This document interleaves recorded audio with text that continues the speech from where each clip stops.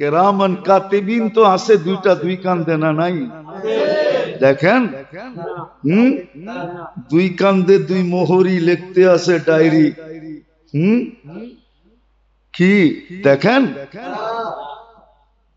দেখলে আর বাঁচতে হইত না, কত বার ট্যাওয়া যেতেন ট্যা।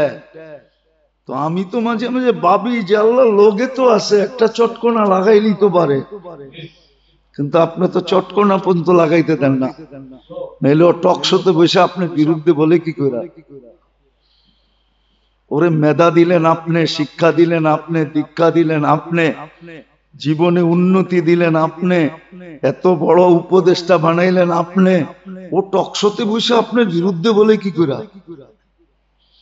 তো মাঝে মাঝে আল্লাহর উপরও আশ্চর্য লাগে, শব্দটা আল্লাহর জন্য শোভনীয় না, আল্লাহ মাফ করুক যদি ভুল হয়ে থাকে, আল্লাহর উপরও আশ্চর্য লাগে সে সব আপনার আপনার বিরুদ্ধে বলে। আপনি এত বড় ধৈর্যশীল, এত বড় হালিম, কথা গুছায়া বলার ভঙ্গিটা কে দিছে?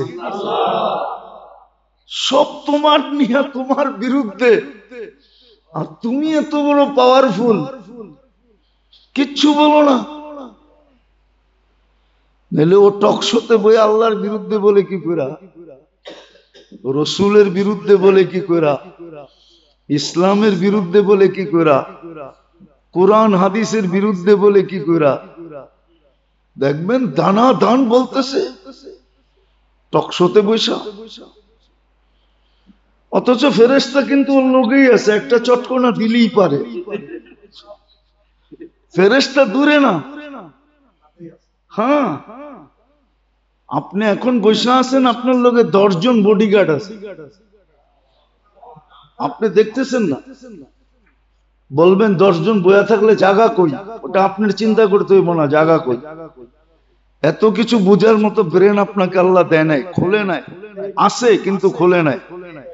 হ্যাঁ, ওই 10 জনকে দেখলে আপনি ঘরে যে ঘুমাইতে হইতো না, বউ পোলাপানের সাথে ঘুমাইতেন। একবার দেখছিল দাউদ আলাইহিস সালাম, কয়বার? ওনার সাথে মালাকুল মউতের সাথে দোস্তি ছিল। তো বলছে, দোস্ত তুমি আসল রূপটা দেখাও না। ইন্নাকা লা তুতিকা ইয়া দাউদ, তুমি সইতে পারবে না, আমি তো নিজেকে লজ্জাপতির মতো গুটায়া গাটায়া তোমার কাছে আসি, রূপ চেঞ্জ করে আসি, বিদায় তুমি আমারে দেখা খুব ফুর্তি করো, যা মনে চায় তাই জিগাও, ঠিক না? আসল রূপ ধরলে তুমি সইতে পারবে না। কি কও তুমি, এতদিন হয়ে গেল দুইজনে দুইজনের কাছে বসি, বন্ধুত্বের একটা উষ্ণতা আছে না, তোমারে সইতে পারবো না। তো বলছে ডান দিকে দেখো, তো দেখছে, বলছে এইবার বাম দিকে দেখো, ফাঁকাশিয়া দাউদ দেখেই বেহুশ। আল্লাহ বলে, আল্লাহ হুশে আইনা দেন, নাইলে কিয়ামত পর্যন্ত এটা হুশে আসবে না। হুশে আসার পরে জিজ্ঞেস করছে কেমন দেখলা, আখেরাতের কোনো আযাবের দরকার নাই, তোমার রূপটা সামনে খাড়া করায় দিলি যথেষ্ট। যদি আপনি দেখতেন তাহলে ঘুমাইতে হতো না। এটা তো আল্লাহ মেহেরবানি করছেন। কাউকে যদি আল্লাহ কোনো ইবাদতের যোগ্য বানায়, মনে করেন আপনি গরিব ছিলেন, আল্লাহ আপনাকে ধন দিছে, আপনি যাকাত দেওয়ার যোগ্য হয়েছেন, কসম খোদার ওই দিন আপনার ঈদ মানানো উচিত ছিল। খুশিতে আপনি আত্মহারা হওয়া উচিত ছিল। ইয়াদুল উলিয়া খায়রুম মিন ইয়াদিস সুফলা, নিচের হাতের থেকে উপরের হাতটা বড় উত্তম। আল্লাহ আপনাকে যাকাত দেনেওয়ালা বানাইছে, খুশিতে আপনার আত্মহারা হওয়া দরকার ছিল। মুসলমান তো এমনি পিঠা খাইতেছে না, একটু আগেই না বললাম যে অনেক কারণে পিঠা খাইতেছে আমরা। আজকে আমাদের জীবনটা, আমাদের জিনিস বেচা টাকা কামানোর দরকার ছিল, আমরা তো সুখ বেচা টাকা কামাইতাম, সুখ বেচা। সুখ বিক্রি করা, শান্তি বিক্রি করা ছিল এক সময়। আগে মুসলিম সমাজে থাকতে হইলে বিরাট অঙ্কের একটা ট্যাক্স দিয়া থাকতে হতো, বিরাট অঙ্কে। ওরা নিজেরা খুশি খুশি দিত, মুসলমান ধার্য করতো না, ওরা নিজেরাই বলতো আমরা তোমাদেরকে এটা দিমু। যান যে এলাকায় শান্তি বেশি, সুখ বেশি, নিরাপত্তা বেশি, ওই এলাকার ঘরের ভাড়াও বেশি না? বেশি না? বেশি না? মানুষ ওইখানে ভাড়া হওয়ার, খালি হওয়ার আগে ভাড়া হয়ে যায় কেন? এটাই সত্য। মুসলমান সুখ বিক্রি করে বাস করত, কিন্তু না, আফসোস আফসোস আফসোস আফসোস আফসোস, সুযোগ পদোন্নতি দেওয়া সত্ত্বেও নিতে রাজি না। বিবেকের গোলাম হইয়া, মনের গোলাম হইয়া জীবন কাটাইতেছে, অথচ মন যে দিছে তার কথা মানতে রাজি না। বিবেক যিনি দিছেন, বুদ্ধি যিনি দিছেন, বিদ্যা যিনি দিছেন, ওনাকে মানতে রাজি না। আমরা ওলামায়ে কেরাম তো বলি দলিল বলে চারটা, চারটা না মানলে 5 নম্বর দলিল আছে। কোরআন মানলো না, হাদিস মানলো না, এজমা মানলো না, কিয়াস মানলো না, তো 5 নম্বর কি? আরে বলেন না, কেউ নাই এখানে হুজুর? 5 নম্বর কি? ডান্ডা, ঠিক না? এটা দিয়ে তো মানবো, ঠিক না? এটাও তো আমাদের প্রবাদ বাক্য। আবার এটাও তো বলে হাত থাকতে মুখ দিয়া কি, ঠিক না? বলে না?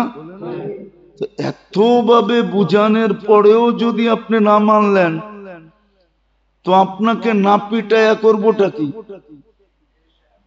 আপনাকে অশান্ত না করে করবোটা কি? এই জন্য তো আমাদের অশান্তি। কেন এত বুঝানোর পরেও মানি নাই? তাহলে আল্লাহ বলে অশান্তি থাক, শান্তি তো তোকে দিতে চেয়েছিলাম, তুই তো শান্তি নিতে চাস না। যখন শান্তি তুই নিতে চাস না, তো তোর জন্য অশান্তি ভালো। এই জন্য দেখবেন আমাদের জীবনটা অশান্তিতে ভরা। কেন ভরা? এই জন্যই ভরা। শান্তি দিতে চেয়েছে, আমরা মানি নাই, নেই নাই, তো অশান্তিতে ভরা দিছেন। তো আল্লাহ সহজ করছেন যে আমি গরুর ভিতরে বাঘ দিয়া দিলাম, কিন্তু নৈকট্য সমান দিব। এটার ভিতরে ভাগাভাগি নেই যে এক নৈকট্যকে 7 জনকে ভাগ করে দিব।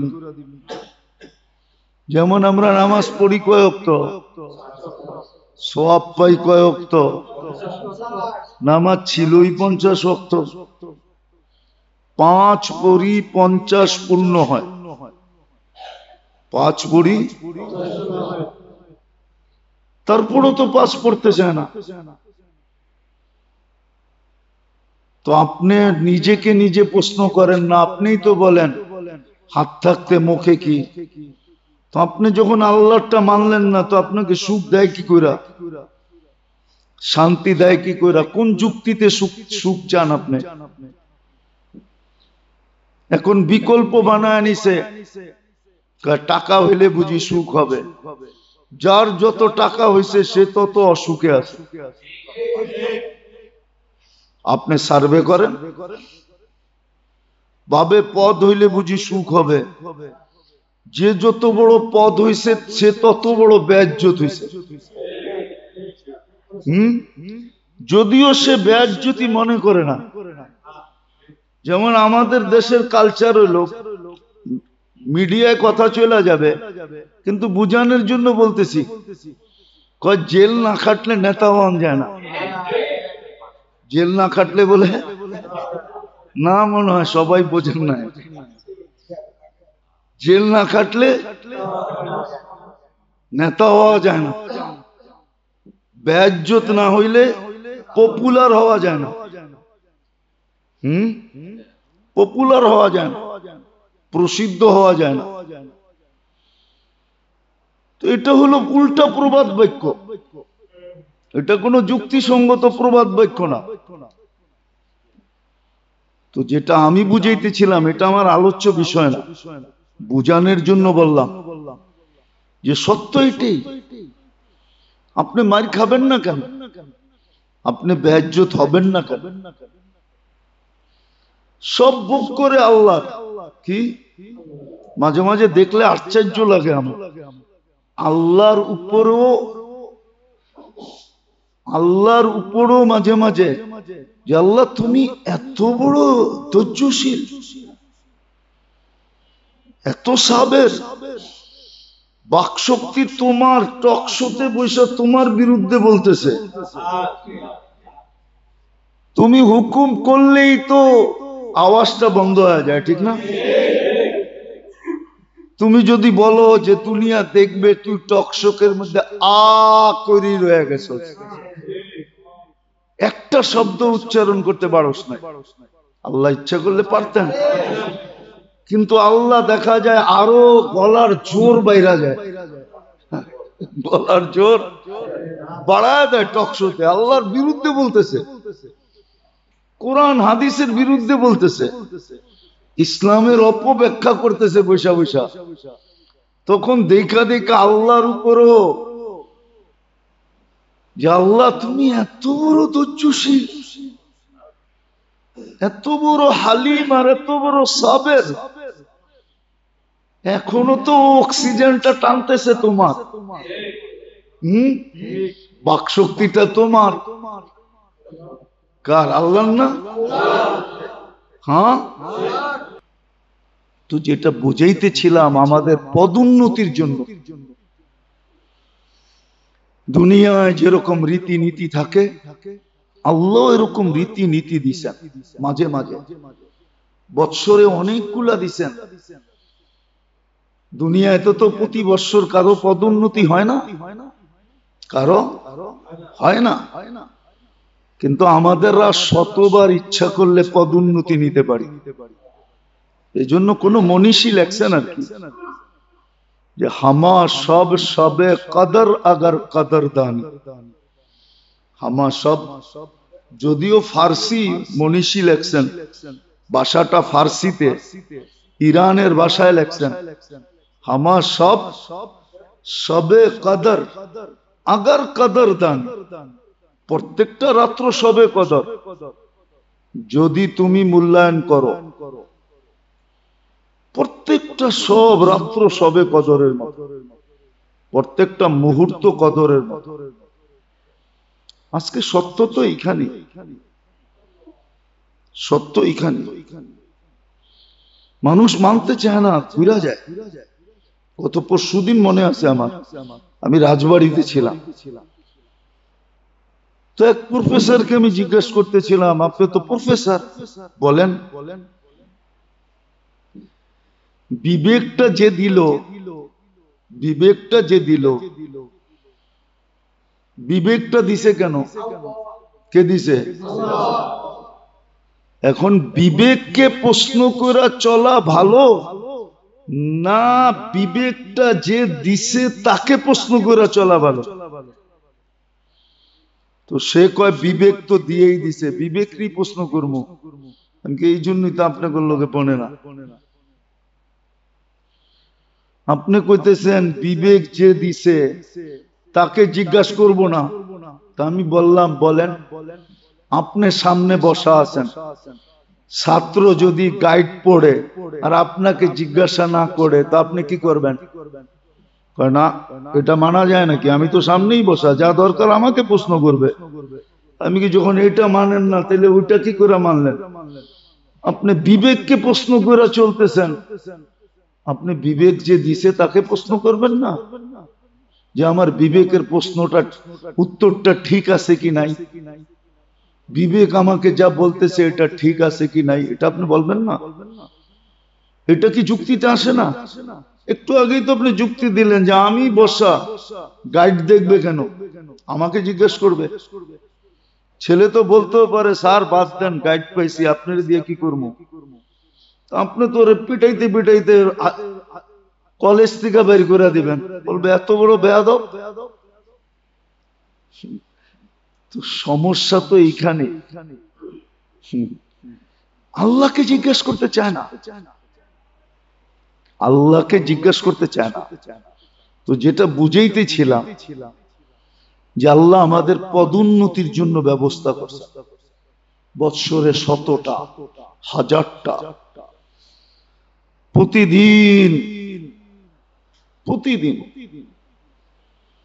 আপনি মনে করেন রমজানে উপচে পড়া বীর হয় শুক্রবারে, ঠিক না? আজকে তো উপচে পড়া বীর নাই, আজকেও তো হওয়া দরকার ছিল। 1 বৎসর সমপরিমাণ ইবাদত। তো যেটা বুঝাইতেছিলাম, পদোন্নতির জন্য আল্লাহ আমাদের এই ব্যবস্থাপনাগুলা করছে। যেমন এই মাসে শারীরিক পদোন্নতি, বিতর্গত পদোন্নতি। কারণ একটা কথা মনে রাখবেন, কিন্তু প্লেন তার ভিতরের শক্তি দিয়া ওড়ে, বাইরের শক্তি দিয়া না। বাহিরের প্রত্যেকটা জিনিস প্লেনের বিরুদ্ধে। কি মাঝে মাঝে পেপারে দেখেন না, ছোট একটা পাখি ঢুকা গেল আগুন ধরা যায়, আবার উড়ন্ত প্লেন নিচে নাইমা চলে আসে। এত বড় একটা প্লেন, এত বড় একটা পাখা, এটার এত স্পিরিট, ঠিক না? হ্যাঁ, এত ফর্মালিটি, ছোট একটা পাখি ঢুকছে, তাতে কি আসে যায়? বুঝা গেল একটা ছোট ইটের কণাও পাখি প্লেনের বিরুদ্ধে, এটাকে শেষ হইতে পারে না। কয়েকদিন আগে দেখছেন না, শিলা বৃষ্টির কারণে শিলা পড়ছে, প্লেনের নাক বসকায়া দিছে। এই যে ইন্ডিয়ার প্লেন, কয়েকদিন আগে, 1 সপ্তাহ হয় নাই, পুরো সামনেরটা বসকায়া দিছে শিলায়। তো প্লেন চলে ভিতরের শক্তি দিয়া। কি ভিতরের শক্তি? কি তার ইঞ্জিন, ঠিক না? বানানের যত ক্যাটাগরি ভিতরে আছে, ভিতরের শক্তি দিয়া ওড়ে। তো আল্লাহ তারাক্কির জন্য, উন্নতির জন্য এই মাসের 10 দিন আমাদেরকে ভিতরের শক্তি অর্জন করার জন্য 10 দিন 10 রাত্র লাইলাতুল কদর বানায় দিছে। 10 দিন 10 বৎসরের সমতুল্য করে দিছে। এখন এই শক্তির সাথে আরেকটা যোগ করে দিছেন, যেটাকে শক্তি তো হইল, অর্জন তো হইল, কিন্তু অনেক সময় কাছে আসতে দিতেও চায় না, কাছে আসতে দিতেও চায় না। দূরে দূরে থাকো। কি দূরে দূরে থাকো, ঠিক আছে, সব ঠিক, কিন্তু কাছে না, দূরে। তো কাছে আসার ব্যবস্থাও করে দিয়েছেন। কোরবানি এই জন্যই দিছিলেন, কাছে হওয়ার জন্য, একবারে কাছে। যেটা একটু আগে আমি যুক্তি দিয়ে বুঝাইলাম, যে দুনিয়াতে মানুষ নৈকট্যের সর্বশেষ প্রস্তাব এটাই হয় যে তোমার জন্য চাঁদটাও দিয়া দিতে পারি, মানে আমার অস্তিত্বকে মিটাইয়া দিতে পারি। কিন্তু নিজের হাতে নিজের জান দেওয়া এটাও বৈধ রাখেন নাই। তা আল্লাহ আমাদের জন্য বিকল্প করছেন, যে নৈকট্য মিলবে, উচিত ছিল তোমার জানটাই দেওয়া। দিলে ভালো হইতো, তাড়াতাড়ি আল্লাহর কাছে চলে যেতাম। যেরকম ফেরাউনের জাদুঘররা, ফেরাউন জাদুদেরকে বলছিল 70,000 জাদুঘরকে, লাউসাল্লিবান্নাকুম লাউকাত্তিআন্না আইদিয়াকুম ওয়া আরজুলাকুম মিন খিলাফ। হাত পা উল্টা কাটমু। উল্টা উল্টা বোঝেন? বাম হাত কাটলে ডাইন পাও কাটমু, ডাইন হাত কাটলে বাম পাও কাটমু। শুধু এখানেই শেষ না, লাউসাল্লিবান্নাকুম ফি জুযুইন নাখল, তারপরে শুলিতে চড়াম। আবার ওই শুলি কেমন? খেজুর গাছের যে ডাল থাকে, ওটাকে পাতা সরামু, ওটাকে বিলকুল তীরের মতো বানামু, আর তোরে উপর দিয়া বসায়া দিমু, মাথা দিয়া বেরিয়ে যাবে। তো জাদুঘররা হাসতেছিল আর বলতেছিল ফাকদি মা আনতা কাদ, করে ফেল না তাড়াতাড়ি। এত খুশি কেন? ইন্না ইলা রাব্বিনা লামুনকালিবুন, তাইলে আসল মালিকের কাছে চলে যাবো, যেটা চোখে দেখছি ওর কাছে চলে যাবো। তোরেও তো দেখলাম আর আসলটাও দেখলাম একটু আগে, আসলটাও আসলটাও দেখলাম না, আসলটা এখনো দেখতেছি, পর্দা সরানো। কইরা ফেল জলদি, ওনার কাছে চলে যাবো, ওনার কাছে চলে যাবো। উচিত ছিল করবের জন্য নিজের গলায় ছুরি চালানো, কিন্তু আল্লাহ এটা বৈধ রাখেন না। আল্লাহ বিকল্প দিয়া দিচ্ছেন, জানোয়ারের গলায় চালাও। আমি মাইনা নিমু যে তুমি তোমার গলায় চালাইছো, তুমি আমাকে তোমার জানি দিয়া দিছ। এই জন্য কোরবানি দিছিলেন করবের জন্য, এখানে আর কোনো উদ্দেশ্য নেই, শুধু করব, না গোস্ত না সুস্থ। যদিও পুরাটা খাওয়া বৈধ আছে, কিন্তু গোস্ত উদ্দেশ্য না, উদ্দেশ্য হলো করব। কিন্তু আমাদের দেশের কোরবানি দেখলে তো মনে হয় গোস্ত খাওয়াই উদ্দেশ্য। কি গোস্ত খাওয়াই উদ্দেশ্য, ঠিক না? শোডাউনই উদ্দেশ্য, শোডাউনই। আমি দেখানো বললাম না, শোডাউন বললাম। গাড়ির বিচে 10টা 15টা বান্দা, এটাই উদ্দেশ্য। 5টা 7টা বান্দা, এটাই উদ্দেশ্য, ঠিক না? কোরবানি এটা উদ্দেশ্য না, কোরবানি তো করব উদ্দেশ্য। কি? হ্যাঁ, আর প্রেম যতদিন লুকানো থাকে অতদিনই মজা থাকে। প্রেম যতদিন, মনে হয় বোঝেন না, ঠিক না? বিয়ে শাদী করেন নাই, করতে বুঝবেন। প্রেম যতদিন লুকানো থাকে অতদিনই কি থাকে? দুর্মিয়া মজা থাকে, মজা। আমি কই একটা, হারা বোঝে আর একটা। আপনারও কি বাঙাল নাকি? রাগ হয়েন না। প্রেম যতদিন লুকানো থাকে ততদিনই মজা থাকে, আর যেদিন প্রকাশ হয়ে যায় ওদিন মজা শেষ হয়ে যায়। পরে দেখা যায় একদিন তালাক হয়ে যায়। কি হয়ে যায়? এই জন্য প্রেমের বিয়া বেশি দিন টিকে না। এটারও একটা প্রবাদ বাক্য আছে, লড়কি ও বম হয় जो ससुराल में जाके फटती है। মেয়ে ওই বোমা যেটা শ্বশুর বাড়ি যে ফাটে, এর আগে ফাটে না। এর আগে বোঝা যায় না যে ভিতরে কি আছে। জিব্বায় কামড় দিয়েন না, মনীষীরা লেখছে, আমরা কি করবো? আর মিলা যাইতেছে বর্তমান সময়ের সাথে। তো আসলে করব তো হয় লুকানো লুকানো। কি কি আজকালকার মতো না। আজকাল তো সেলফি নিতে দেরি, পোস্টারে ছাপাইতে দেরি করে না। কেননা সেলফি তো এই জন্য ধান্দা, উদ্দেশ্য ধান্দা। কি কি নাইলে আপনার কাছে যা কইব কেমনে, দে আমি কাছের লোক, চান্দা চাইবো কই থেকে আপনার কাছে?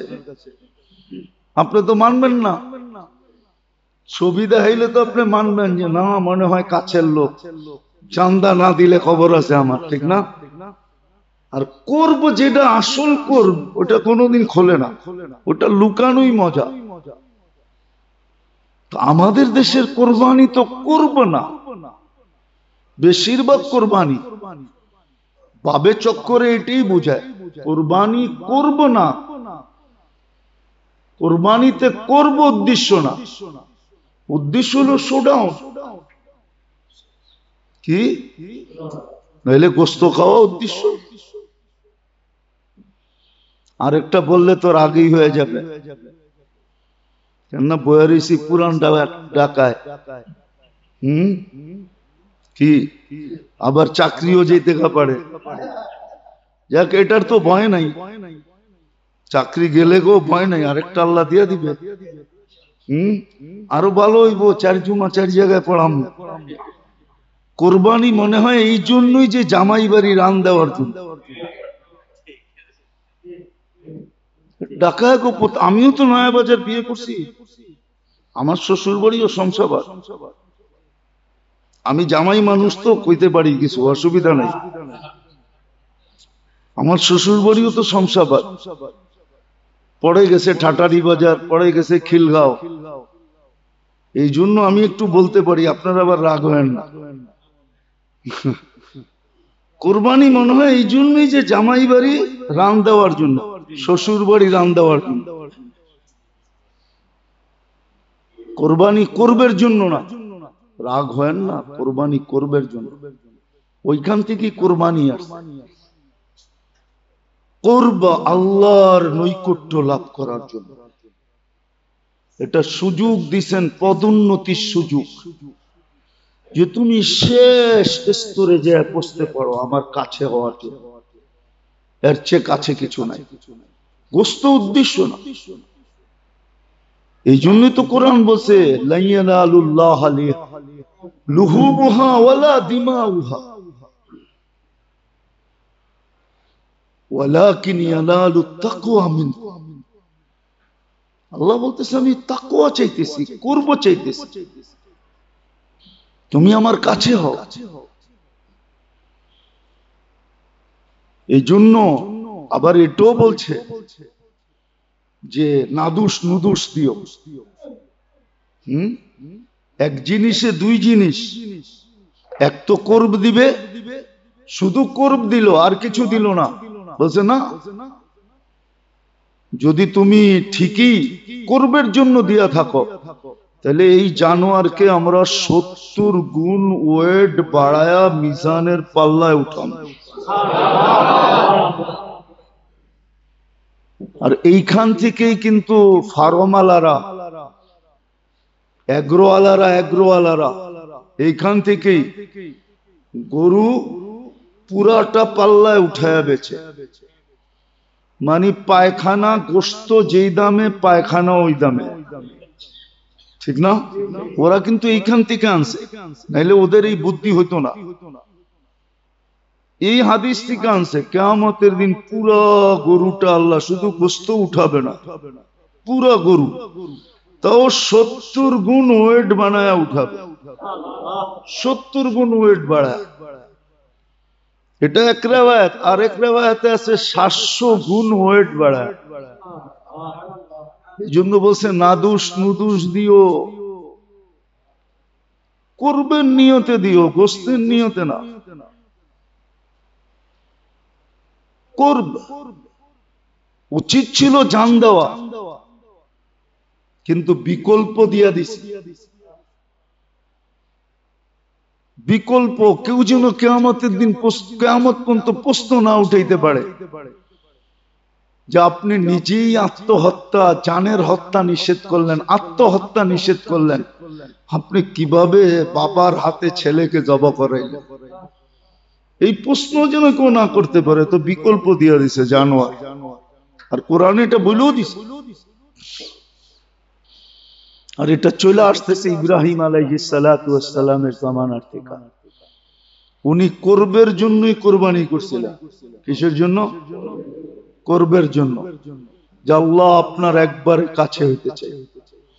খলিল তো বানাইছেন, কিন্তু একটু দূরে দূরে রাখতেছেন। তা আল্লাহ বলছে আরো কাছে হইতে চাও, তাহলে কোরবানি করো। করবে সিঁড়ি এটা। এই জন্য মেরে দোস্ত ভালো মতে বুঝি, যাকাত যার উপরে ফরজ, কোরবানিও তার উপরে ফরজ। একটা দেওয়া জরুরি না, এক ভাগও দিতে পারে, একটা ছাগলও দিতে পারে। এখনো সময় আছে, ওলামাদের থেকে মাসলা জেনে নেন। মাত্র আজকে হলো 2 তারিখ, আগামী শনিবারে হবে, এই শনিবারের পরের শনিবারেই, ঠিক না? লম্বা সময় আছে, ওলামাদের কাছ থেকে শিখেন, যায়া নিজের অবস্থা ব্যক্ত করেন যে আমার কাছে এই আছে, নিজের অবস্থা উপস্থাপন করেন, আমি কি কোরবানি দিব? কেননা সবাই যদি নৈকট্য লাভ করে, তাহলে আপনি দাঁড়ায় দাঁড়ায় তাকায় তাকায় দেখবেন কেন? সুযোগ তো আপনার জন্য আছে। আপনি ব্যক্ত করেন, দেখেন কোরবানি আপনার উপরে হয় কিনা, কোরবানি আপনার উপরে হয় কিনা, কোরবানি করেন। যদি ওয়াজিব হয় করে ফেলেন। গোশত খাওয়া উদ্দেশ্য না, আপনি খাইতে পারেন পুরাটা, এটা ফতোয়া আছে, কিন্তু আসল উদ্দেশ্য তো গোশত না। আসল উদ্দেশ্য তো হলো আল্লাহর নৈকট্য লাভ করা। এই জন্য মেরে দোস্ত, আল্লাহ আমাদেরকে সুযোগ দিয়েছেন, পদোন্নতির সুযোগ গ্রহণ করেন, নাইলে নিজেকে একদিন পস্তাইতে হবে। হ্যাঁ, আজকে পস্তাওয়ার দাম আছে। এই জন্য হিন্দিতে একটা প্রবাদ বাক্য আছে, পুন্দিতে একটা প্রবাদ বাক্য আছে, পস্তাওয়া অথবা নাদামত, দুটেই আছে। পস্তাওয়া কা আসু গুনাহোं को धुल देते, অনুতপ্তের কান্না মানুষের গুনাহ ধুয়া মুছা শেষ করে দেয়।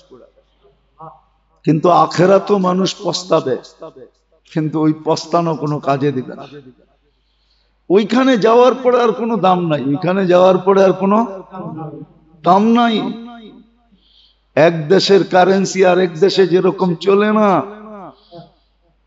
ঠিক এক যুগের কারেন্সি যখন আরেক যুগে চলে না, ঠিক না? কি পানি গরম করতে পারবেন আর কিচ্ছু পারবেন না। পাকিস্তান আমলের কারেন্সি যদি আপনার ঘরে থাকে, বস্তা ভরাও, আর সবগুলা যদি সবচেয়ে বড় বড় নোট হয়, তাহলে আপনি শীতের দিনে পানি গরম করতে পারবেন, বাজারে যায় কোনো কাজ হবে না। ঠিক আজকে পস্তাওয়ার দাম আছে। অনুশোচনা, অনুতপ্ত হওয়া আজকে দাম আছে, কালকে দাম হবে না, বলার পরে কোনো দাম নেই। এই জন্য কোরবানি দিছিলেন কোরব হাসিল করার জন্য, তাকওয়া অর্জন করার জন্য। বরং উচিত তো হলো এটা সত্য কথা। আসেন কোরবানির সামনে, ওলামাদেরকে জিজ্ঞাসা করেন যে আপনার হাল, যে আমার কাছে এই অবস্থা, কোরবানি আমার উপরে ফরজ কিনা, কোরবানি দেন কোরব হাসিল করার জন্য। খুশি খুশি দেন, মন খুলা দেন। একটা হলো আল্লাহ ধার্য করছে কোনো মতে দিলাম, এই জন্য তালাশ করে একবারে সস্তা, কোনো মতে যেন হাইটা ঈদের দিন পর্যন্ত থাকতে পারে বাইচা, জব করার আগ মুহূর্ত পর্যন্ত বাইচা থাকে, এরকম না।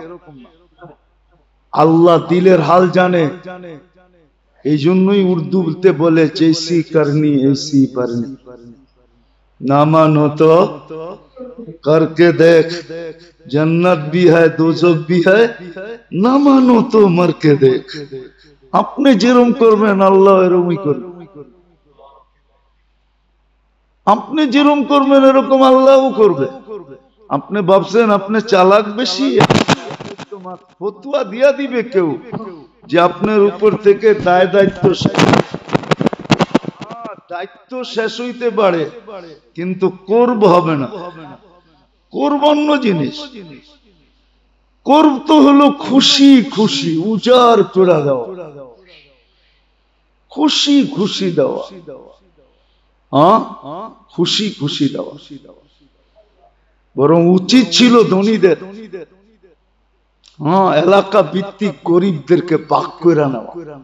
এক সময় ছিল, আজকে আমাদের দেশে নাই।